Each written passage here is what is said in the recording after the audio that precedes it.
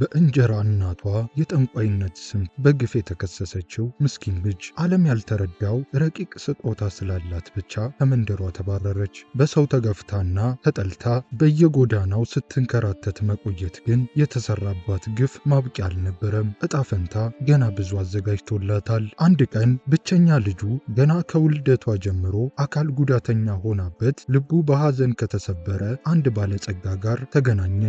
በዓለም ዙሪያ ያሉ ስመጥር ሐኪሞች ሊያክሟት ያልቻሉትን ያቺን ልጅ አይኗን እያየች ሁሉንም ባስገረመ ሁኔታ ልጁን እንደገና እንድትቆም እንደምታደርጋት በልበ ሙሉነት ተናገረች። ይህች ያልተማረችና መጠለያ የሌላት ልጅ የዓለም ሊቃውንት ያልቻሉትን ተአምር ልታደርግ ትችል ይሆን? የዚህን አስደናቂ ታሪክ ፍጻሜ ለማየት አብራችሁን ቆዩ። ፒተር በግል የስፖርት ማዘውተሪያ ክፍሉ ውስጥ ቆመ። በፊቱ ያለውን የመሮጫ ማሽን በንዴት እያየው ነው። በአጠገቡ ደግሞ ፕሪንሰስ የተባለች የ17 ዓመት ልጁ በልዩ ሁኔታ በተሰራ የተሽከርካሪ ወንበር ላይ በዝምታ ተቀምጣለች። እግሮቿ ምንም አይነት ጠባሳም ሆነ ጉድለት የለባቸውም። ሆኖም ግን እስካሁን አንዲትም እርምጃ ተራምዳ አታውቅም። አባቷ ከልክ በላይ እንዳይጨነቅባት ብትለምነውም እሱ ግን ተስፋ ባለመቁረጥ ሌላ ጥረት ያደርጋል። ጣሊያን ሀገር የተሰሩና ብዙ ወጪ ወጥቶባቸው የተሰሩ ዘመናዊ ማሽኖች በክፍሉ ውስጥ ተደርድረዋል። ግን ሁሉም ዋጋ ቢሶች ናቸው። ከለንደን ከኬፕታውንና ከአትላንታ የተወጣጡ የነርቭና የአጥንት ቀዶ ጥገና ሐኪሞች ሳይቀሩ መጥተው ነበር። አንዳንዶቹ እንዲያውም ተረግማ ነው እስከ ማለት ደርሰዋል። ፒተር ያልሞከረው ነገር የለም። ትላንትና ከጀርመን የመጣ አንድ ስፔሻሊስት ሐኪም በስልክ የነገረው ነገር ግን እጅግ ልብ ሰባሪ ነበር። የልጁ ሁኔታ ከሳይንስ በላይ እንደሆነ ጡንቻዎቿና ነርቮቿ ቢሰሩም ፈጽሞ መራመድ እንደማትችል በቁርጥ ነገረው። ከከተማው ወጣ ብሎ በሌላ ቦታ ደግሞ አማካ የተባለች ልጅ በፀሐይ ስር መራራ ቅጠሎችን ስትወቅጥ ትታያለች። ጣቶቿ በቅጠሉ አረንጓዴ ቀለም ተለውጠዋል። መዳፎቿም በስራ ብዛት ቆስለዋል። ገና የ16 ዓመት ልጅ ብትሆንም የህይወት መከራ አርጅታ እንድትታይ አድርጓታል። ከቤቱ ውስጥ የእንጀራ እናቷ ቁጣና ዛቻ ይሰማል። እሷ ግን ምላሽ አትሰጥም። ዝም ባለች ቁጥር የሚደርስባት ድብደባ እንደሚቀንስ ስለምታውቅ ስራዋን ትቀጥላለች። ገና በ5 ዓመቷ እናቷን አታ ጥላቿን በማትደብቀው በእንጀራ እናቷ እጅ ነው ያደገችው። ከሁሉም በላይ ግን ልዩ የሆነ እንግዳ ተሰጥኦ ነበራት። የታመሙ ሰዎች በአጋጣሚም ይሁን በወሬ እየተፈለገች ወደ እሷ ይመጣሉ። እሷም ቅጠሎቹን በመፍጨት መመሪያ ትሰጣቸዋለች። ወዲያውኑ ይድናሉ። ሽፍታዎች ይጠፋሉ። ያመማቸው ሰዎች ወዲያውኑ ይፈወሳሉ። ሆኖም ግን ለዚህ ውለታዋ ምስጋና ሳይሆን ፍርሃትና ጥርጣሬ ነበር የሚተርፋት። ጎረቤቶች እሷን ሰው አይደለችም እያሉ ይሸሿታል። አንድ ጊዜ አንድ ልጅን መድኃኒት ሰጥታው እንዲድን ስታደርገው ልጁን የሆነ ነገር አስነክታው ነው ተብሎ ጠንቋይ የሚል ስም ተሰጣት። ይህ ነገር እሷንም ግራ ቢያጋባትም ተሰጥኦዋ እንደ እርግማን ሆነባት።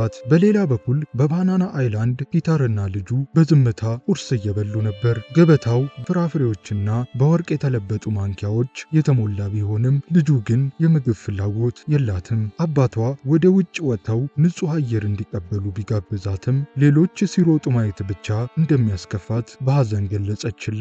እሷ ማድረግ የማትችለውን ነገር የሚያስታውሳት እያንዳንዱ አጋጣሚ የአባቷን ልብ እንደ ቢላዋ ይቆርጠዋል። በዚያው ምሽት አማካ ከቤት ውጭ ተቀምጣ ሰማዩን እያየች ነው። በዚያን ቀን ቁርስም ሆነ ራት አልቀመሰችም። የእንጀራ እናቷ ያለው ምግብ አይበቃም በሚል ከልክለዋታል። በድካም አይኖቿን ስትጨፍን በምናቧ አንድ ነገር ታያት። ጥቁር ልብስ የለበሰ አይኖቹ በሐዘን የተሞሉ አንድ ሰው በዊልቸር ከተቀመጠች ልጅ አጠገብ ቆሞ ታያት። እሷም በፊታቸው ቆማ እንድትራመድ አድርጋታለሁ ስትለው ሰውየው ተንበርክኮ ሲያለቅስ፣ ልጅቱ ደግሞ ከዊልቸሩ ተነስታ ስትቆም አየች። አማካ በድንጋጤ ነቃች። ይህ ዝም ብሎ ህልም ሳይሆን ትዕዛዝ እንደሆነ ተሰማት።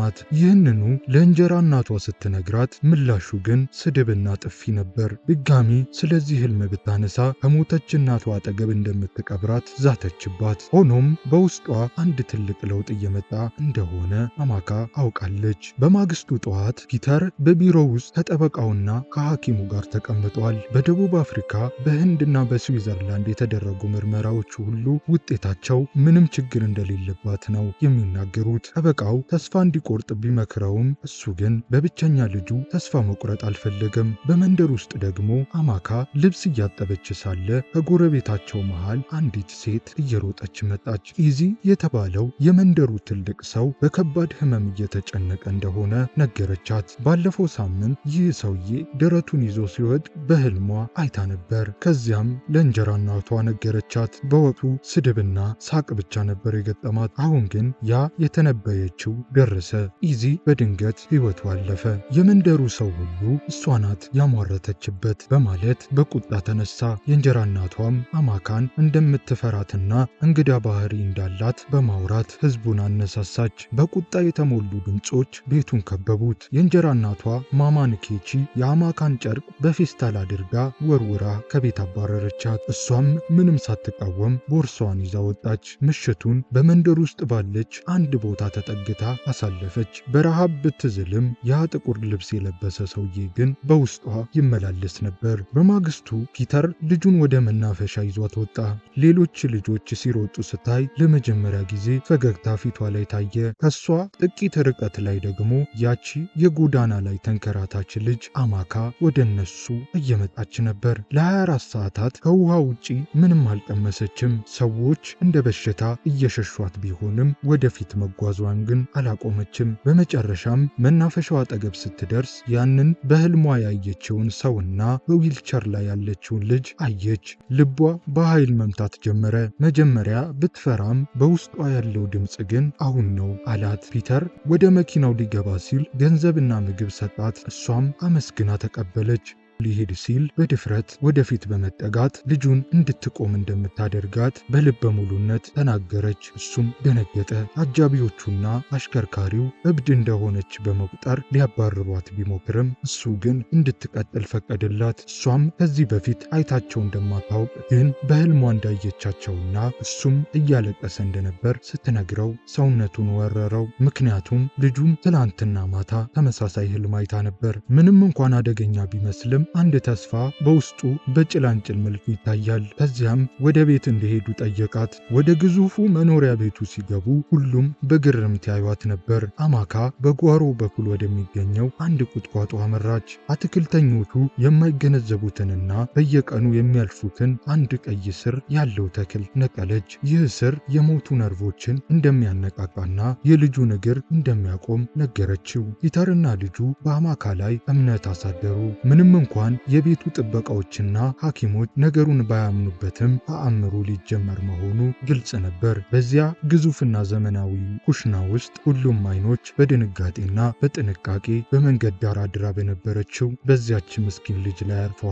በልበ ሙሉነት በመሃል ተቀምጣ ከጓሮ የነቀለችውን ስር በብረት ድስት ውስጥ ታፈላለች። የግል ሐኪሙ እየተንቀጠቀጠ ይህ ድርጊት አደገኛ መሆኑንና ይዘቱ የማይታወቅ መርዝ ሊሆን እንደሚችል ለፒተር በማስጠንቀቅ ይሞግታል። በዊልቸር ላይ የተቀመጠችው ፕሪንሰስ ግን አማካ ራሷ ቀድማ እንደቀመሰችውና ምንም እንዳልሆነች በመግለጽ ተከላከለችላት።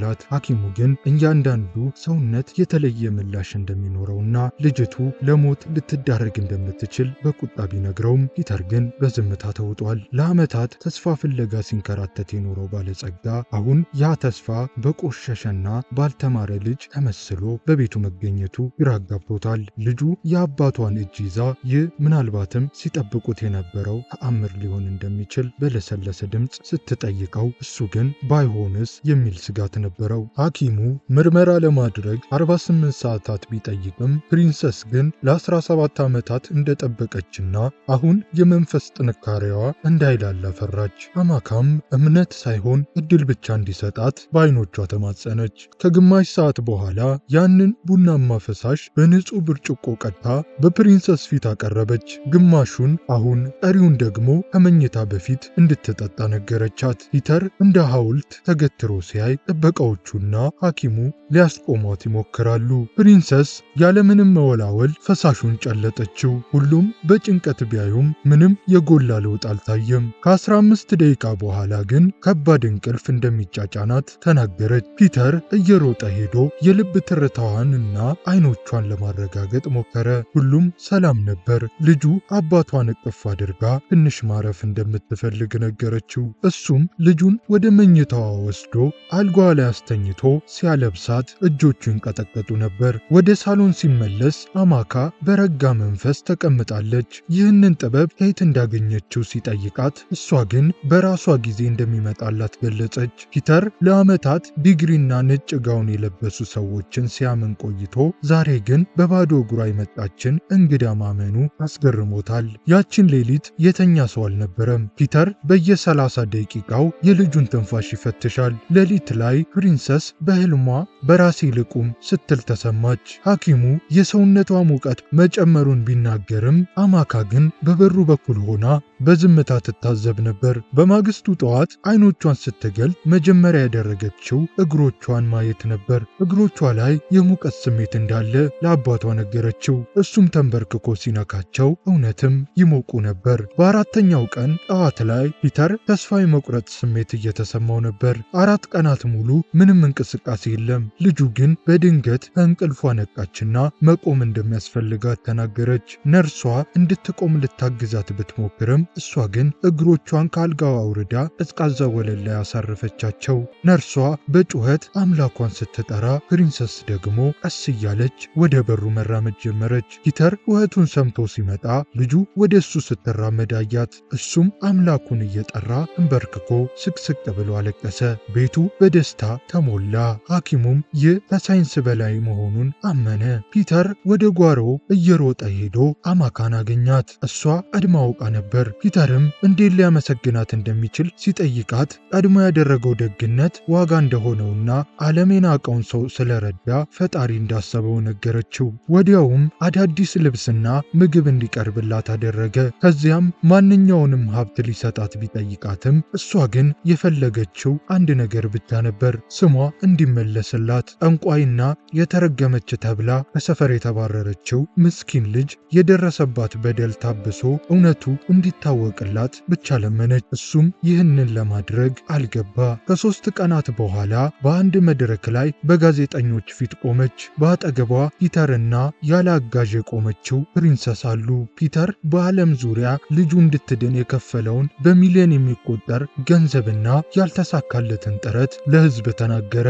አማካም ወደ ድምፅ ማጉያው ቀርባ የተሰማትን ተናገረች። በትምህርት ባታድግም በሀብት ባትበለጽግም መድኃኒት የመቀመም ተሰጥኦ እንዳላትና በዚህም ምክንያት በሰዎች መገለሏን በሐዘን ገለጸች።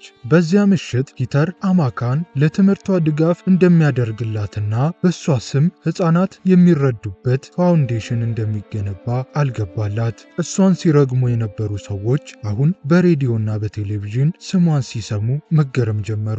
ያቺን ሲያባርሯት የነበረችውን ልጅ ልዩ ልጅ ነበረች እያሉ መደነቅ ጀመሩ። እንጀራ እናቷ በብቸኝነትና በውርደት ተውጣ ቀረች። ሳምንታት አለፉ። ትምህርቷንም ጀመረች። አንድ ጊዜ ዓለም ዝም ያስባላት ልጅ አሁን ለሌሎች ድምፅ ሆናለች።